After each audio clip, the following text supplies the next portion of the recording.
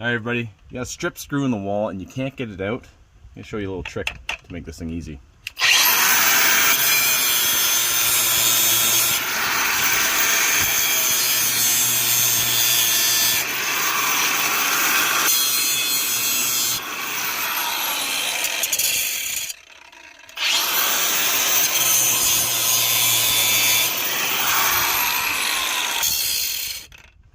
Square off the sides to make it grabbable, and then I take the chuck of my drill,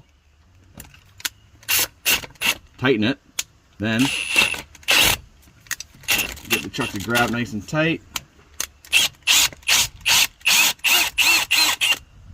and just like that, that stripped head is no longer. Nice trick, eh?